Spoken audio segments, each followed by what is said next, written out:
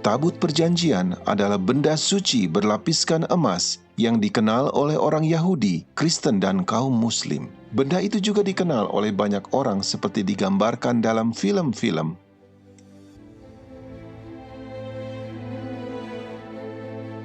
Tapi, apakah sebenarnya Tabut Perjanjian? Naskah tertua yang menuliskan tentang itu adalah Taurat dalam kitab orang Yahudi dan dalam Perjanjian Lama Alkitab.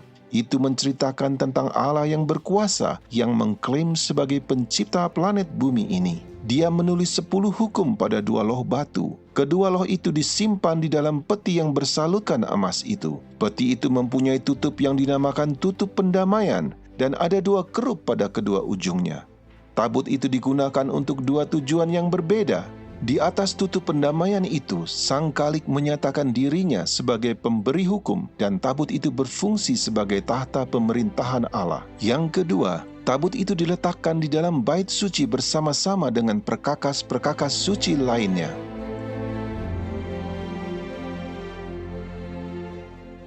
Tidak ada seorang pun diizinkan memasuki ruangan di mana tabut itu berada, kecuali sekali setahun pada saat imam besar membawa darah ke dalam ruangan dan memercikkan darah di depan tabut dan di atas tutup pendamaian. Ini melambangkan pelanggaran terhadap hukum Allah yang ada dalam tabut itu dibayar lunas oleh darah pengganti yang dipercikkan di depan tahta Allah itu.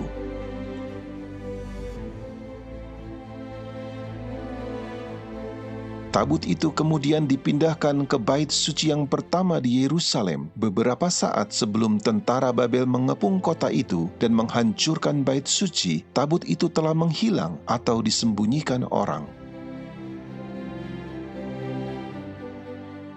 Sejak itu, banyak cendekiawan, para teolog, ahli-ahli sejarah dan arkeolog bertanya-tanya, apa yang terjadi dengan tabut itu? Apakah memang benar-benar ada atau hanya cerita dongeng saja?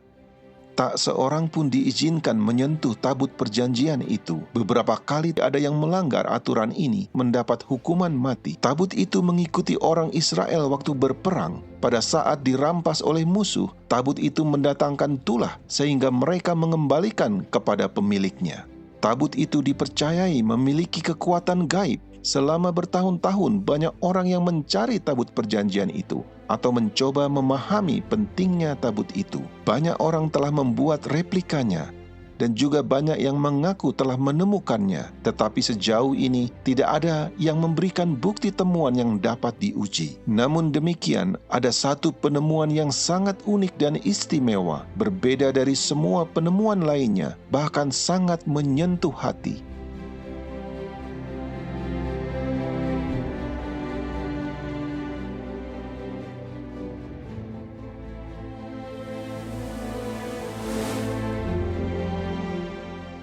Menghilangnya tabut itu adalah suatu misteri sampai sekarang ini. Sumber yang menyebutkan tempat disembunyikannya ditulis lama sejak menghilangnya tabut itu dan didasarkan hanya pada cerita dongeng atau menduga-duga saja. Terakhir kali disebutkan dalam Alkitab adalah ketika Raja Yosia memerintahkan supaya tabut itu dikembalikan ke dalam bait suci dan bahwa Babel menaklukkan Yerusalem pada masa putra-putra Yosia.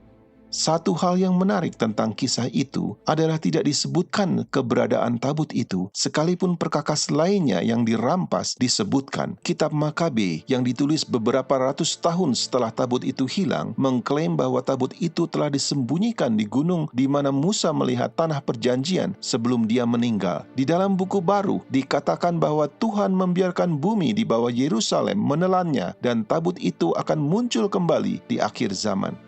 Literatur abad pertengahan mengklaim bahwa tabut itu dibawa ke Ethiopia. Juga ada spekulasi abad ke-20 yang mengatakan ada di Mesir, bahkan sampai di Irlandia. Dengan memahami apa itu tabut perjanjian, mungkin kita bisa mengetahui di mana keberadaannya. Fungsi utama dari tabut perjanjian itu adalah menjadi tahta pemerintahan Allah di bait suci di bumi ini. Tabut itu memiliki banyak peran di luar bait suci dan tidak terbatas pada upacara korban saja. Baik di dalam dan di luar sistem pelayanan bait suci, maka tabut itu digunakan untuk membela hak Tuhan sebagai hakim dan Allah yang sejati, serta Raja atas seluruh bumi. Tuntutan atas hak ini ada tertulis dalam hukum di dalam tabut yang menyatakan bahwa Dia adalah pencipta dan bahwa bumi ini adalah miliknya.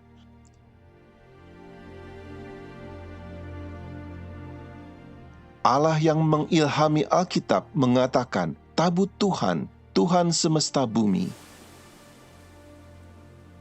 Akulah yang empunya seluruh bumi. Sebab Tuhan yang maha tinggi adalah dahsyat, Raja yang besar atas seluruh bumi.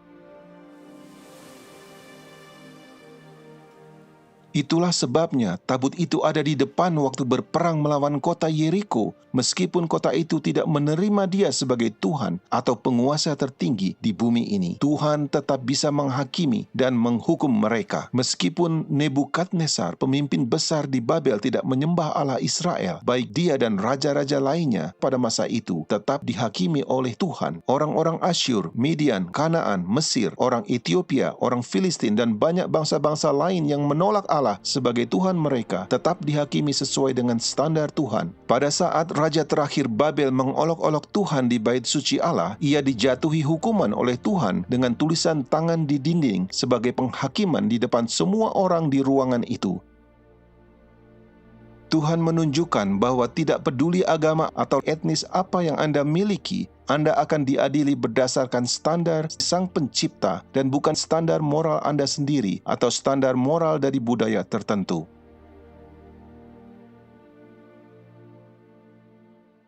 Salah satu fungsi dari tabut perjanjian adalah berjalan di depan umat Allah di padang belantara dan untuk memimpin ke tempat peristirahatan mereka. Tabut itu hadir untuk menyelesaikan perselisihan kekuasaan siapa yang dipilih Tuhan. Tabut itu juga memimpin di depan mereka sebelum masuk ke sungai Yordan, dan sungai itu secara ajaib terbelah sehingga mereka bisa menyeberang. Tabut itu juga mengambil bagian dalam meneguhkan perjanjian antara Allah dengan Israel di Gunung Ebal. Meskipun Israel mengecewakan Tuhan, ditaklukkan oleh musuh atau tabut itu dirampas dari mereka, Tuhan menggunakan tabut itu untuk menghakimi orang Filistin dan mengalahkan dewa-dewa mereka sehingga mereka dipaksa untuk mengembalikannya. Dalam situasi ini Tuhan menggunakan tabut itu sebagai simbol status kerajaannya. Bahkan ketika Tuhan tidak melindungi umatnya yang murtad, Ia tetap melindungi tabut itu karena tabut itu adalah lambang kekuasaannya. Ini sangat jelas bahwa tidak ada orang yang perlu melindunginya dan bahwa Tuhan akan menjaga miliknya sendiri. Itu juga meniadakan kemungkinan tabut itu dapat dihancurkan. Tabut itu adalah tahta Tuhan di bumi, dan Alkitab berkata, tahtamu kepunyaan Allah, tetap untuk seterusnya dan selamanya. Pada saat Yeremia baru saja menyaksikan Yerusalem dan bait suci dihancurkan, dia tetap memiliki pandangan yang berbeda tentang tahta Allah. Engkau ya Tuhan, bertahta selama-lamanya. Tahtamu tetap dari masa ke masa. Jadi, apa yang sebenarnya terjadi dengan tabut itu? Yeremia telah diberitahu oleh Tuhan bahwa kota dan bait suci itu akan dihancurkan. Ia telah siap dan begitu juga sahabat-sahabatnya. Hal yang paling alamiah yang harus dilakukan adalah menyembunyikan benda yang suci itu, tabut perjanjian Allah.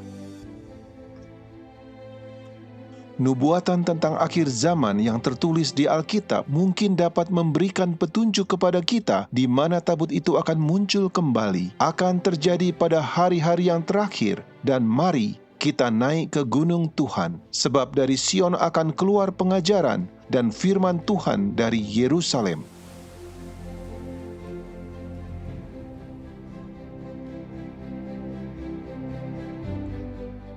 Pada abad ke-19, arkeologi sudah mulai maju ketika berbagai ilmuwan pergi mencari peninggalan-peninggalan kuno yang ditemukan di Timur Tengah.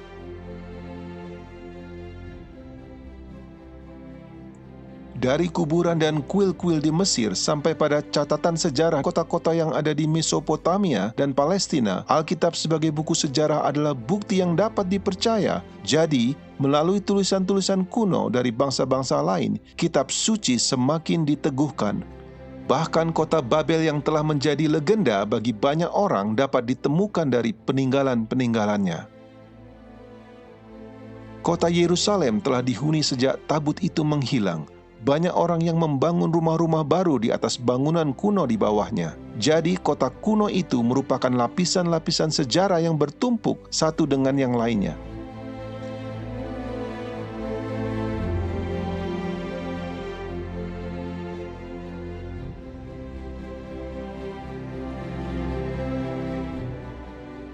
Pada tahun 1854, seorang misionaris, James Barclay, berjalan-jalan di sepanjang tembok tua di Yerusalem dan secara kebetulan memasuki gua utama di bawah kota tua yang penuh terowongan-terowongan dan lubang-lubang. Gua-gua ini sudah ditutup selama berabad-abad dan panjangnya sejauh 5 blok.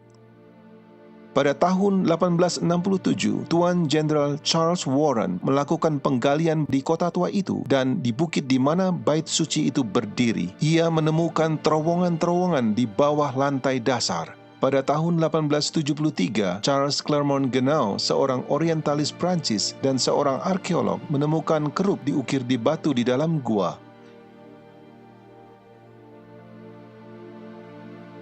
Kerubim biasanya digunakan di zaman kuno untuk menjaga jalan masuk ke kota atau tempat suci. Kerub itu mempunyai keunikan dan mirip dengan apa yang ada pada saat tabut itu menghilang. Pada tahun 1882, Jenderal Gordon, seorang perwira yang dihormati, melakukan perjalanan ke Timur Tengah dan pada saat berjalan-jalan di Yerusalem, ia merasa yakin bahwa tempat yang biasa disebut Golgota bukanlah lokasi yang benar. Di bagian utara dari bukit bait suci yang terpotong itu kelihatannya jauh lebih sesuai dengan gambaran dari Alkitab dan tata letak kota kuno itu.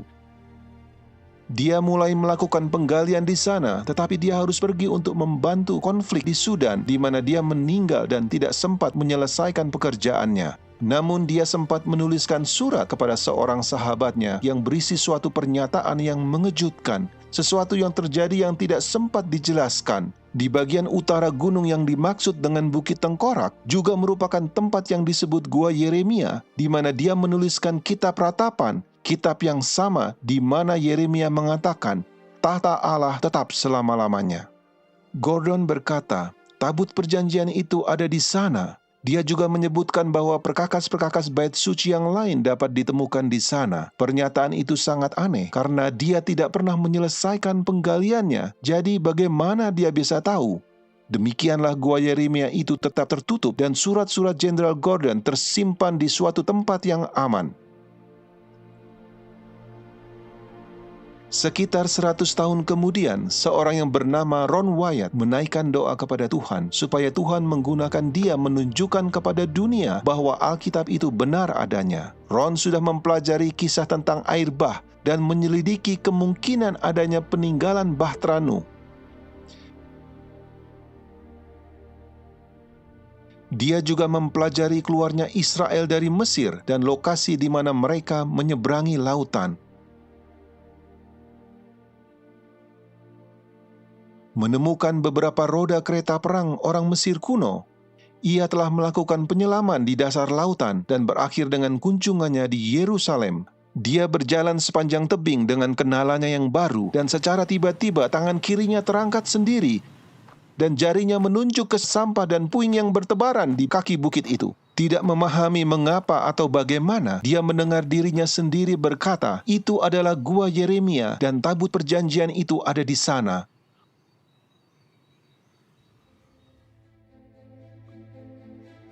Ron bingung dengan apa yang terjadi, sesuatu yang belum pernah dialami sebelumnya. Dia bahkan tidak pernah berpikir untuk mencarinya. Merasa terbeban, lalu dia pulang ke rumah dan belajar apakah benar tabut itu ada di sana atau kemungkinannya. Dia mempelajari tentang tembok pengepungan oleh tentara Babel pada saat tabut perjanjian itu terakhir terlihat. Dia berusaha mencari tahu kapan itu dipindahkan dan juga perkiraan di mana lokasi yang mungkin dan kapan tabut itu disembunyikan. Dan ternyata dia benar-benar melihat suatu kemungkinan bahwa tabut itu bisa disembunyikan di bawah sistem terowongan itu.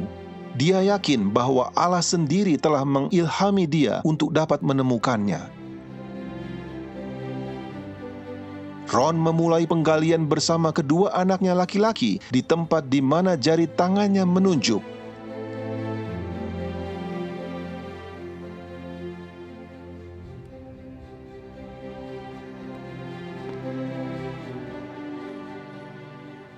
Tetapi belum lama kemudian menemui batu gunung yang besar, membuat penggalian itu sulit. Lalu mereka mencoba penggalian beberapa meter di sebelah kanannya, dan ketika mereka memulai menggali lagi, mereka menemukan 3 lubang persegi di dinding bukit. Ron menduga itu bisa menjadi tempat yang dipakai untuk memasang papan tanda di zaman Romawi. Lagi pula Golgota dekat dengan jalan utama pada masa Tuhan Yesus, dan ini bisa jadi tempat di mana Yesus disalibkan. Sebuah kutipan terkenal dari Quintilian menjelaskan, "Setiap kali kami menyalibkan penjahat, jalan raya yang ramai dipilih sehingga banyak orang akan melihatnya dan tergerak oleh rasa takut olehnya. Karena semua hukuman itu tidak banyak berkaitan dengan pembalasan dendam, tetapi sebagai contoh.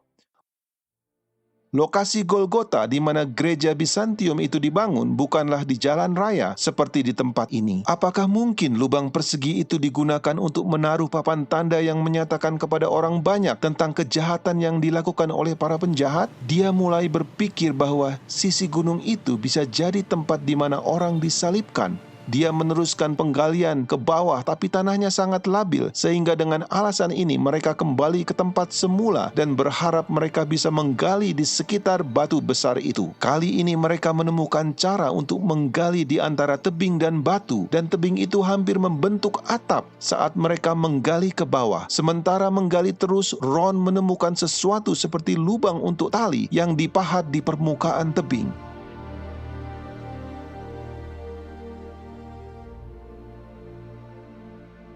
Dia ingin mencari tahu digunakan untuk apa lubang tali itu. Di kedalaman 12 meter di bawah tanah, mereka mendapatkan diri mereka ada di dalam ruang seperti bak air yang besar.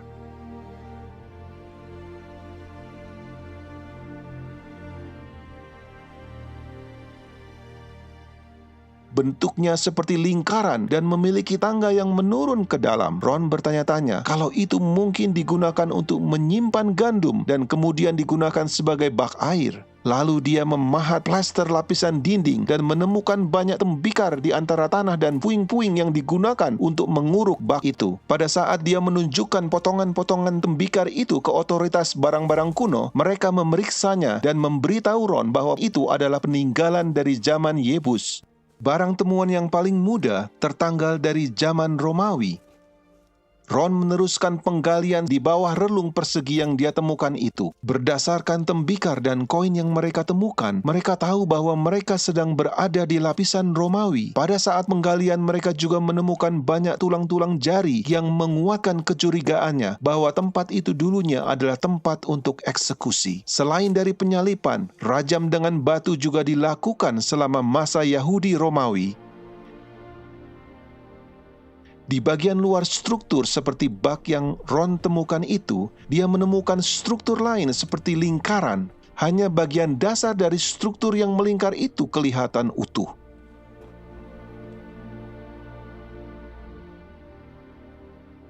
Saat mempelajari struktur itu, dia menemukan bagian yang terawat baik dengan dinding dan sebuah batu yang menonjol secara horizontal keluar dari dinding di permukaan tebing.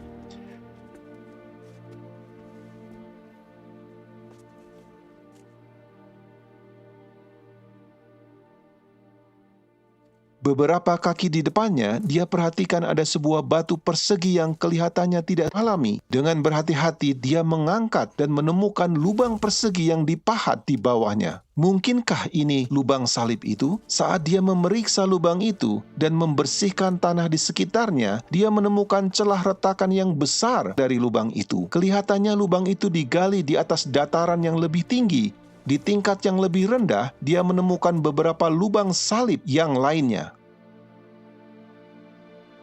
Tetapi tidak terpikirkan oleh Ron, lubang yang di bagian atas dengan celah retakan itu mungkin menjadi lubang yang digunakan untuk salib Kristus. Dia ingat nas Alkitab, gempa bumi mengguncang gunung ketika Kristus mati. Dapatkah celah retakan itu dihubungkan dengan lubang tempat salib itu? Lubang salib itu mencapai kedalaman 58 cm dari batuan dasar, sedangkan celah retakan tampak lebih dalam.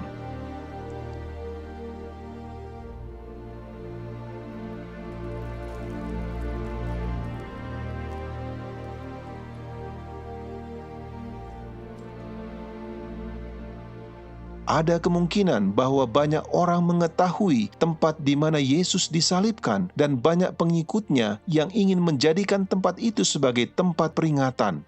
Golgota yang digunakan gereja Katolik dan gereja Ortodoks adalah dibangun atas perintah dari Konstantinus Agung sekitar tahun 325 atau 326 Masehi di atas reruntuhan kuil penyembahan berhala. Ini terjadi lama sesudah Kristus disalibkan. Tetapi yang ditemukan Ron adalah dari zaman Romawi dan tidak lama dari waktu penyalipan. Setelah tahun 70 Masehi, banyak orang Yahudi yang terbunuh atau pindah dan kota itu berubah menjadi perkemahan Romawi. Itu berarti lokasi itu tidak lagi digunakan untuk penyalipan. Ron menemukan koin di bangunan-bangunan yang diperkirakan dari periode tahun 135 Masehi atau sebelumnya.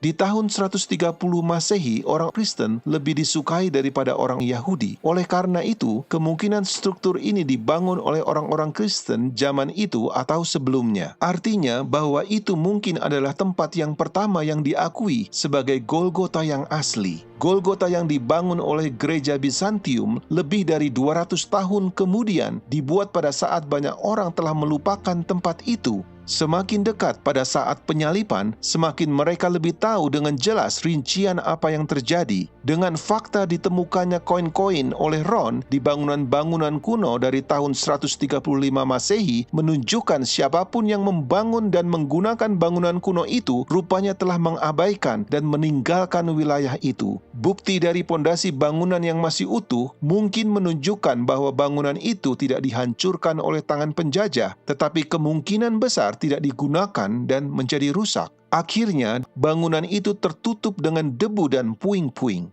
Apapun masalahnya, bukti menunjukkan bahwa bangunan itu mungkin telah ada jauh sebelum gereja makam kudus. Ron dan kedua putranya telah bekerja di sana hampir 2 tahun. Mereka terus melakukan penggalian pada lapisan zaman Romawi untuk mencari gua-gua atau pintu masuk ke terowongan, tapi tanpa memperoleh keberhasilan.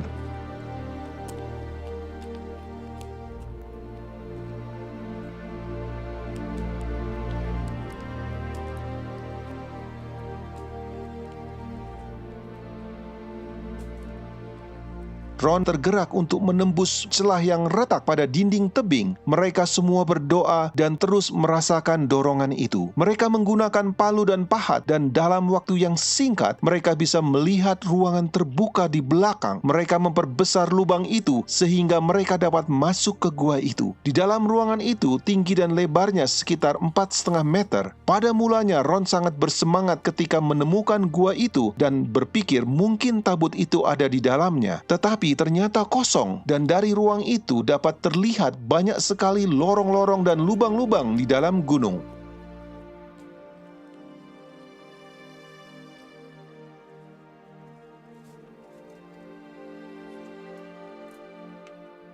Ron terus melanjutkan pencarian di setiap terowongan-terowongan dan lubang-lubang yang terbuka di dalam sistem gua yang sangat besar itu.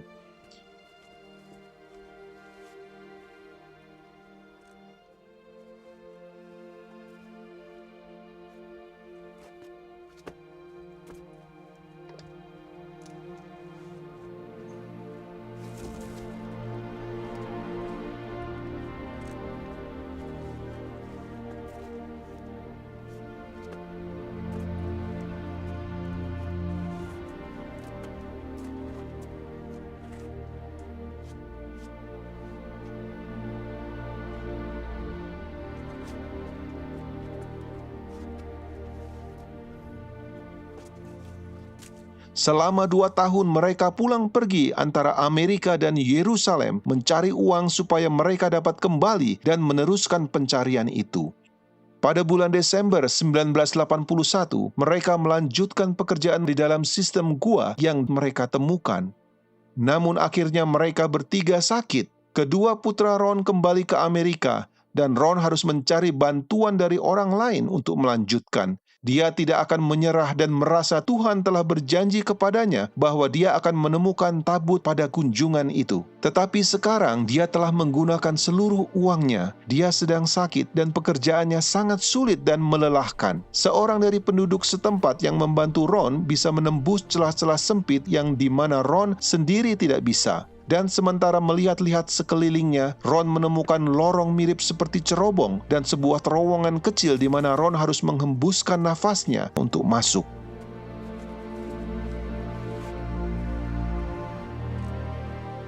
Kemudian dia melihat sebuah stalaktit yang panjangnya sekitar 40 cm di depan dinding tebing.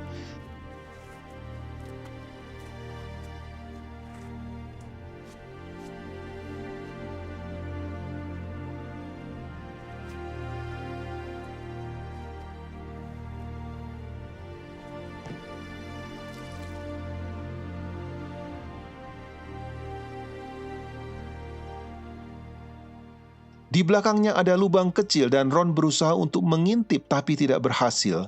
Kemudian dia memperbesarnya sedikit dan bisa melihat ada gua di dalamnya. Tetapi kelihatan tidak begitu menjanjikan dan tampak seperti gua yang penuh dengan batu-batu.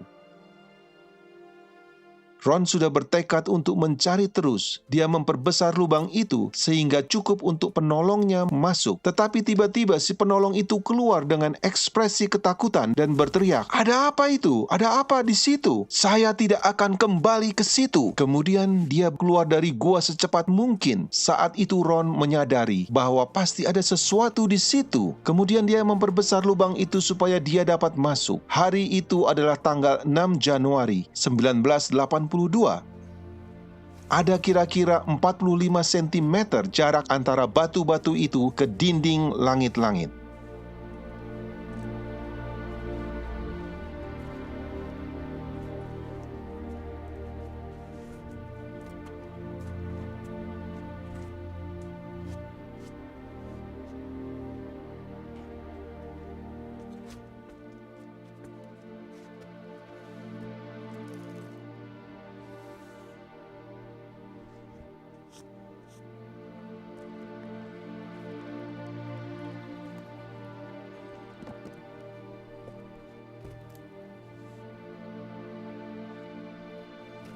Ron menyorotkan lampu senternya di antara batu-batuan itu dan melihat sesuatu di bawahnya. Beberapa balok kayu yang sudah membusuk dan di bawahnya ada kulit binatang yang sudah kering dan berubah menjadi bubuk pada saat disentuhnya. Kemudian dia melihat sesuatu benda yang memantulkan sinar lampunya mengkilap keemasan. Dia berpikir mungkin itu adalah tabut perjanjian itu. Tetapi pada saat menyingkirkan kulit binatang itu, dia melihat meja dari emas yang begitu indah dikelilingi oleh bingkai di sisi-sisi dengan pola seperti lonceng dan buah delima. Ron merasa yakin bahwa itu pasti berasal dari bait Allah yang pertama yang hilang dan bisa jadi adalah meja roti sajian yang asli. Kemudian dia menyelidiki ruangan itu lebih teliti dan memperhatikan sekeliling ruangan itu. Dia menggunakan lampu senternya dan melihat sebuah celah di langit-langit. Dengan memanjat di batu-batuan belakang ruangan itu, dia melihat sebuah peti batu tepat di bawah celah retakan. Peti itu mempunyai tutup yang terbelah dua dan belahan yang lebih kecil bergeser ke samping sehingga membuat celah ke dalam peti batu itu. Sayangnya, tutup itu terlalu dekat ke langit-langit sehingga dia tidak dapat melihat ke dalam peti itu. Ada bercak hitam di celah retakan langit-langit dan juga ada bercak di pinggiran tutup peti yang terbuka. Celah retakan di langit-langit persis di atas celah bukaan tutup peti batu itu, di mana bercak hitam jatuh dan masuk ke dalam peti batu itu. Pada saat itulah seingat Ron, menyadari apa yang terjadi di ruangan itu membuat dia jatuh pingsan.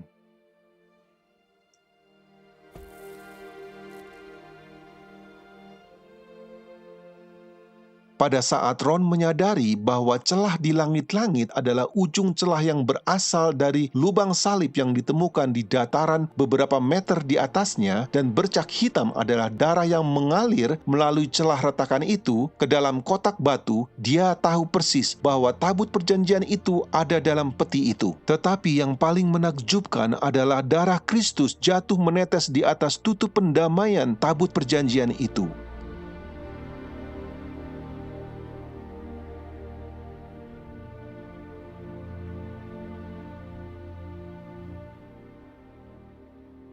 Ron pingsan selama kurang lebih 40 menit. Kemudian dia kembali ke gua dan berhasil memastikan bahwa itu benar-benar tabut perjanjian. Lalu dia memberitahu pemerintah Israel tentang penemuan itu, tetapi Ron diminta untuk merahasiakannya. Ron merasa tidak bisa tinggal diam begitu lama. Ron mengunjungi ruangan itu beberapa kali dan melaporkan ada beberapa perabot yang lainnya selain tabut perjanjian dalam peti batu itu, yaitu kaki Dian yang bercabang 7 dengan pelitanya dari bait suci yang pertama, mesbah pembakaran ukupan dari emas, meja roti sajian, pedupaan emas, efod, topi imam dengan delima gading di ujungnya, timbangan uang dari kuningan, minyak lampu, sebuah cincin kuningan, dan pedang yang sangat besar.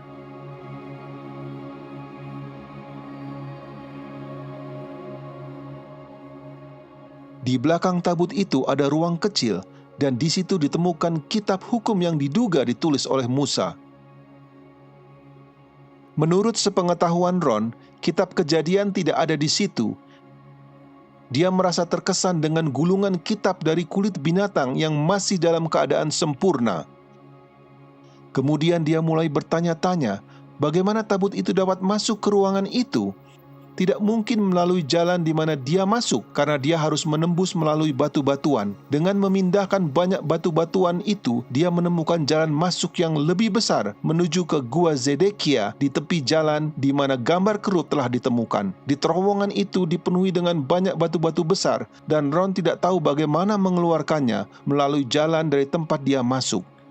Ron mencari sebuah laboratorium di Israel untuk menganalisa darah yang dia temukan di celah retakan itu dan yang ditemukan di atas tutup pendamaian. Hasilnya sangat mengejutkan mereka. First of all, in this analysis, I took the blood into a laboratory in Israel. I asked one of the people I work with in antiquities, where is a good laboratory that does reliable work? And they said, such and such, such and such. I took it. I just said, please examine this blood and tell me what you can tell me about it.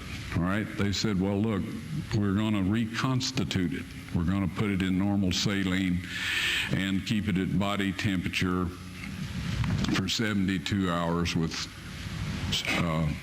gentle swirling. All right, that's their business. That's great. I said, now I want to be there when you check it out. They said, fine. So I was back. They checked it out. I said, now, they said it's human blood. We can tell that. They did whatever tests they need to do. And then I said, take some of the white blood cells and put them in a growth medium and keep them at body temperature for 48 hours. And they said, well, that'll do no good because it's dead blood. I said, would you please do that for me? And they said, okay, we'll do it. So anyway, I said, I want to be there when you take it out and examine it. So I was back there. They took it out, examined it under a microscope, and the one technician called the other one over there, and then they called the boss over there, and they were talking Hebrew a mile a minute there for a little bit, and they looked at me and they said, Mr. Wyatt, this human blood only has 24 chromosomes in it. Everybody else has 46. You see, 23 from your mother, 23 from your father, 22 autosomes from your mother, 22 autosomes from your father. You get an X from your mother, you may get an X or a Y from your father, all right? This blood had 23 chromosomes from the mother's side, one Y chromosome only. You see, the child could not have developed if they hadn't had the autosomes from the mother. So all of his physical characteristics were determined by his mother's side of the family, her autosomes. His maleness was determined by this one Y that came from the source, not a human male. Then they said, this blood is alive. And then they said, whose blood is this?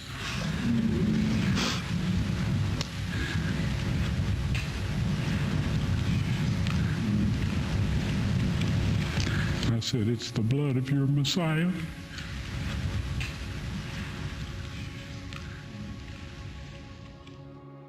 Ketika darah menetes di atas tutup pendamaian itu, terbukti bahwa karena dosa terhadap hukum Allah inilah Kristus menanggung hukuman itu. Dosa-dosa kita merupakan pemberontakan terhadap hukum Allah, bukan terhadap hukum manusia atau hukum agama lainnya. Terhadap hukum Allah inilah kita perlu bertobat.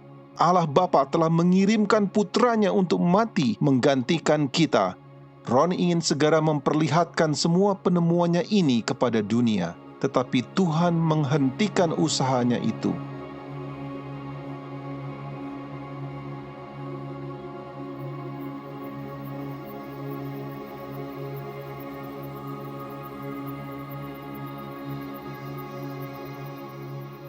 Pada kunjungannya yang keempat, Ron mendapati ruangan itu sudah dibersihkan dan perabot-perabotnya sudah disusun menurut aturannya. Pada saat itu tiba-tiba Ron merasakan kehadiran malaikat di ruang itu dan melihat 4 malaikat, 2 berdiri di satu sisi tabut dan 2 di sisi lainnya. Mereka memberitahu Ron bahwa mereka ditugaskan untuk menjaga tabut itu dan kemudian mereka meminta Ron untuk menaruh kameranya pada tripod dan membuat video.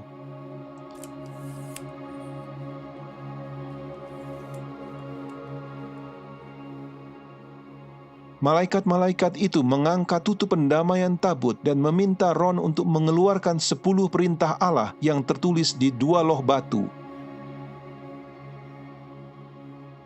Kemudian Ron memegang 2 loh batu itu dan mengarahkannya ke kamera. Mereka kemudian memberitahu Ron kapan Tuhan berencana untuk menunjukkan kepada dunia, yaitu pada waktu yang ditentukan Allah pada saat hukum nasional hari Minggu diberlakukan. Segera setelah itu, kedua loh batu itu akan diperlihatkan kepada dunia. Ron langsung mengetahui apa maksud malaikat itu karena dia telah mempelajari topik itu sebelumnya. Malaikat itu berbicara mengenai pemberlakuan tanda binatang yang dinyatakan dalam kitab Wahyu 13 dan 14 sebagai penipuan dan ujian yang terakhir yang akan datang di dunia ini sebelum kedatangan Kristus yang kedua. Hukum Allah itu dan darah Kristus adalah suatu kesaksian yang menentang versi 10 hukum yang dibuat manusia yang akan dipaksakan kepada semua orang di dunia ini dan juga akan melawan ajaran-ajaran yang salah mengenai keselamatan yang telah dikhotbahkan kepada banyak orang oleh pemimpin-pemimpin agama.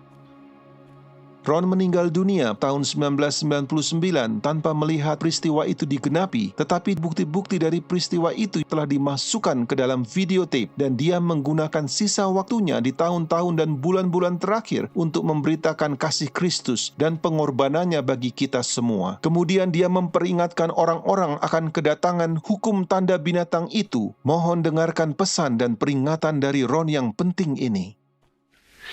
Well, this set of laws is the one that God's subjects have to keep. It's under His throne in heaven and on earth, because Moses was told to make his dwelling place, God's earthly dwelling place, after the manner shown him in the mountain, or the pattern shown him in the mountain. And so anyway, this mercy seat was the earthly throne of God, and it still is. And the Shekinah glory dwelt there for hundreds and hundreds of years until the Jews became so rebellious and paganistic that God decided He wouldn't dwell among them anymore. We may take a look at that a little bit. But anyway, that is what the mercy seat is all about. There's one statement in Scripture, and that's in 2 Thessalonians, all right? I think it's around the 2nd chapter. It talks about the man of sin.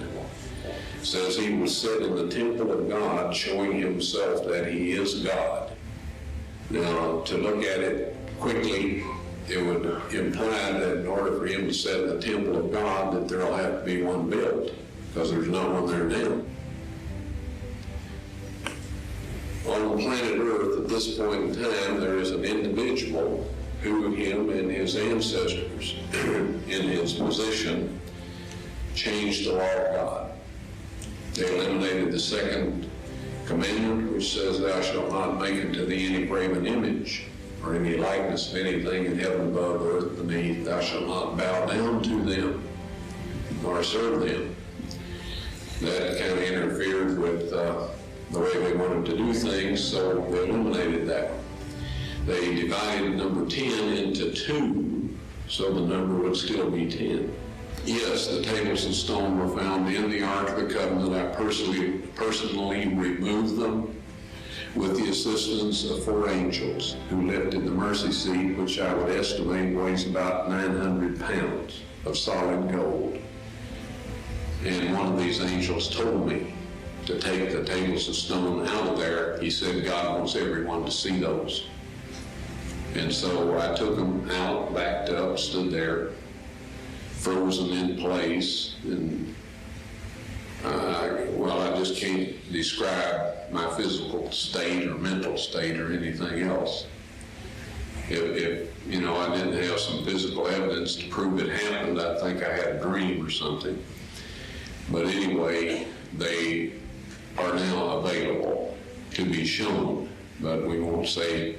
Actually, they're on a stone ledge right in the same chamber. That's where the angel put them after I handed them to him. I didn't know what to do with them. And I was told that these are to be presented with the blood evidence when the mark of the beast law is passed or enforced. Now, I know everybody wonders about what it is, the mark of the beast. You've heard all kinds of rumors, stories, and all of this. I'll tell you quick and simple. If you keep the 10 commandments that God wrote upon those tables of stone, and about which he says in Psalms 89:34, those of you that are writing down text, you'll want this one. Psalms 89:34. He says, my covenant will I not break, nor alter the thing that has gone out of my lips. He spoke the 10 commandments from the mountaintop. He wrote them in stone, and he says, nothing will change, right? If you keep that law, you will receive the seal of God. Soon there will be a set of man-made laws, best intentions, surrounded by a barrage of salubrious soliloquies and sepulchral solicitudes. That's all kinds of stories and all of this, instigated by the devil to make you think that this is the best thing that ever happened to the human race and that you could just want to go along with it voluntarily. These man-made laws will require that you break God's 10 commandments. Christ said of the Pharisees, for it is in vain that they do worship me, teaching for doctrines the commandments of men. If you keep those man-made laws and break God's 10 commandments, you will receive the mark of the beast. Nobody has the mark of the beast at this point in time. You can only get it after that those laws are enforced. Now, is that hard?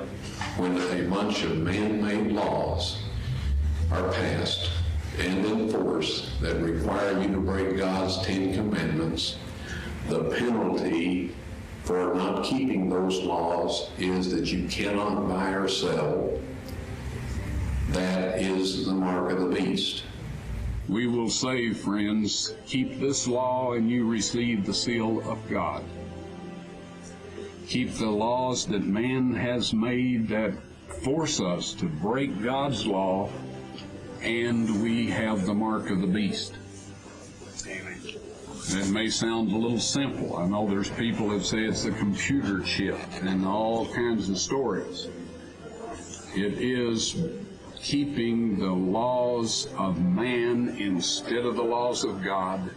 As Christ said to his disciples when speaking of the Jewish leaders in his day, he said, for it is in vain that they do worship me, teaching for doctrines the commandments of men. God did not accept Abel's or Cain's offering of fruit and vegetables. He will not accept any substitute for our loyalty to Him, but keeping His 10 Commandments. And there will come a time, folks, when if you do that, you will not be able to buy or sell. Now, in Psalms 89:34, he says, "My covenant will I not break, nor alter the thing that has gone out of my lips." Okay? That means that the 10 Commandments, which is the covenant, He won't change that. He spoke it from the mountaintop, and it's recorded in the 20th chapter of Exodus. He won't change that. When I saw the tables of stone and saw what they said exactly the same thing that the original Hebrew text says in the book of Exodus. Exactly. All right? And that will not change. Now, the Bible warns us that Satan will come with signs and lying wonders. All right? How can we tell what is a miracle by Satan? Because he's a supernatural being. All of the fallen angels are supernatural beings. They can do things that are miraculous from our point of view. How can we tell what's of God and what's not?